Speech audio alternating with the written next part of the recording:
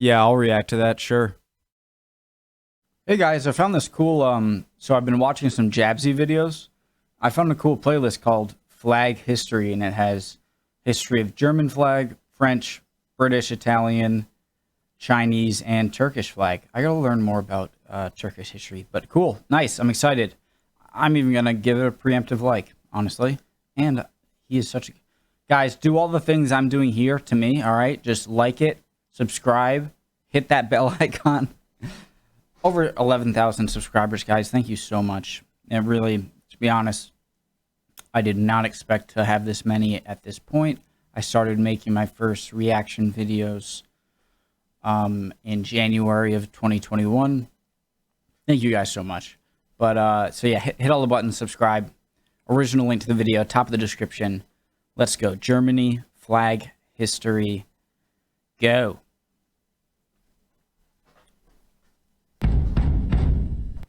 There's been a number of flags in German history, however I'm going to focus on two. The first flag of the German Empire and the current flag.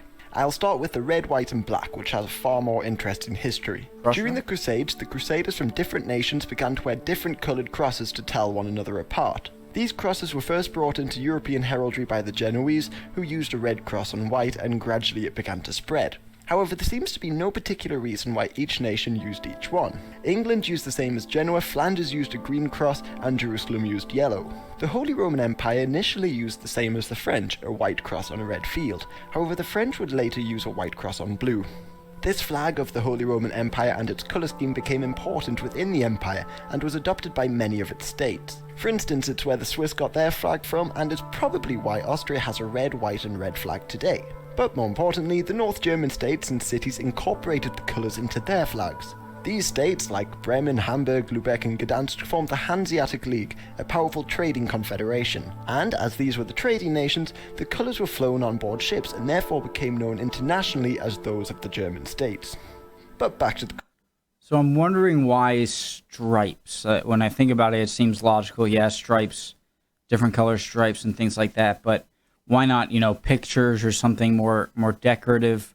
But I think that would make it difficult to distinguish a boat or an army or whatever from each other. And so stripes probably stick out from afar and are the it makes sense. Ships and therefore became known internationally as those of the German states. But back to the Crusaders. The other important Crusader cross was that of the Teutonic Order. They wore black crosses on a white field. The Teutonic Order formed a state on the Baltic coast and continued to use a black cross on a white field for centuries. Then, in the 15th century, after years of decline, it transformed into the Duchy of Prussia, and the Prussians continued using the black and white. Prussia would eventually lead the unification of Germany, so when the North German Confederation was founded in 1866, they merged the Prussian black and white with the Hanseatic red and white to form their flag. But going back to the Teutonic Order once again, in the 13th century, it's a nice flag.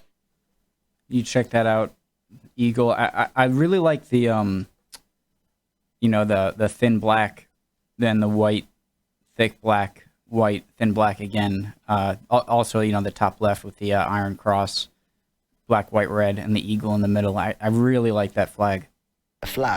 But going back to the Teutonic Order once again, in the 13th century under Hermann von Salza, they were granted the Golden Cross of the Kingdom of Jerusalem, and Frederick II, the Holy Roman Emperor, granted them the Imperial Eagle for fighting in the Prussian Crusade. This eagle developed over the centuries and was used by the Teutonic Order, Prussia, German Empire, Nazis, and is still found on the coat of arms of Germany today. The eagle had been a very common Heldrick animal for centuries, and largely because of the Romans, it became a symbol of power in Europe. It was therefore upheld by the Byzantines and can be found on coins throughout the Middle Ages. However, it wasn't until the 11th and 12th century that it started to gain popularity and became the symbol of the Holy Roman Empire. But the eagle most synonymous with the Holy Roman Empire is the double-headed eagle. This was adopted by the 12th century that it started to gain popularity and became the symbol of the Holy Roman Empire. But the eagle most synonymous with the Holy Roman Empire is the double-headed eagle. This was adopted by Frederick II shortly after he granted the Prussians the single-headed eagle. Frederick got the eagle from the Byzantine Empire and probably wanted to suggest that he had taken over as the successor to Rome. The reasons behind the Byzantines changing from a single to double-headed eagle are not fully understood. But the double-headed eagle was used a lot in Southeast Europe and Anatolia, so they may have got it from the Balkans, the Seljuks, or the ancient Hittite artworks.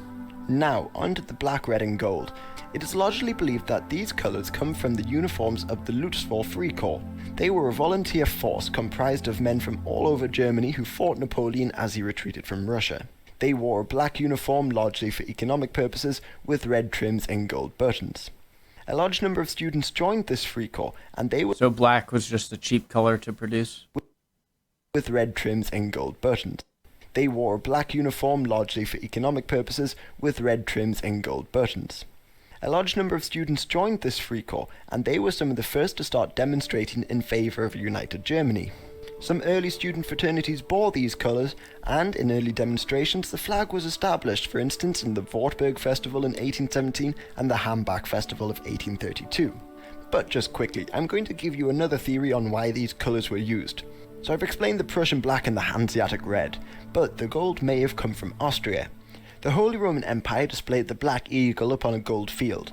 Gold, which had been used as a powerful religious and imperial colour for centuries, was then used by the Habsburgs as the flag of Austria after the dissolution of the Holy Roman Empire in the 19th century. So this was at a time when German unification may well have included Austria as part of a greater Germany, as displayed in this painting from 1848 where you see the Austrian double-headed eagle. So the yellow is less from a pure German, symbol and more of kind of a ties with Austria? Also, this theory may explain why the small Germany, which was united in the end, left out the gold.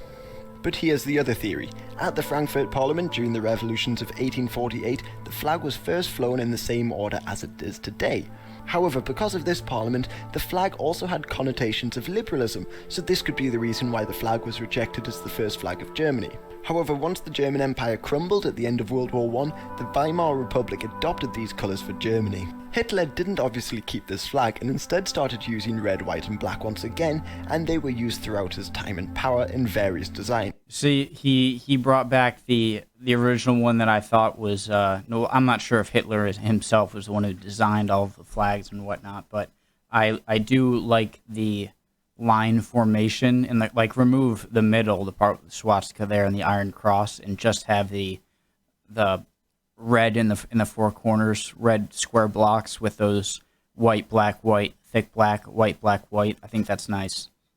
However, interestingly, once the war was over, East and West Germany nearly adopted very different flags. The National Committee for a Free Germany, a German communist group operating in the Soviet Union during the war, initially used black, white and red.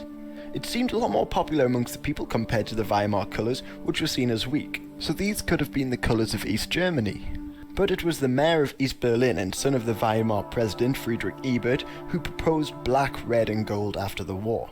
Meanwhile, West Germany almost adopted the flag used by the 20th of July plot. This flag... I like the black, white... used black West and Friedrich Ebert, the flag in a Nordic cross. The black and white flag, like the American flag... I got the American flag over there. It isn't my favorite flag because... like my favorite design flag. I just think it looks like there's too much in it. Like you got the 50 stars for the flags. You have red and white stripes. Like I would almost prefer just like a red and white stripes all the way down to signify the 13 colonies. But the 50 states with like the blue in the corner, not my favorite. But I like the earlier Prussian, white, black. A pretty popular design Iron throughout Cross. modern German history. So to avoid similarities, the East Germans put a coat of arms on theirs. This coat of arms was lost when Germany was reunited in 1989. So there you go, two flags with two very different political connotations, and this is apparent when still today, far-right groups in Germany fly the black, white and red. I gotta say, I prefer the black, white, regardless of who carries it. That's a pretty flag to me. Pretty wrong word. That's a nice looking flag to me. Black, white, red. Yeah, cool. Far-right groups in Germany fly the black, white and red. I'm not gonna get into politics. I don't care what your politics are. But that was a nice video. I'm gonna watch the history of the French flag next. Yeah, see you guys next time.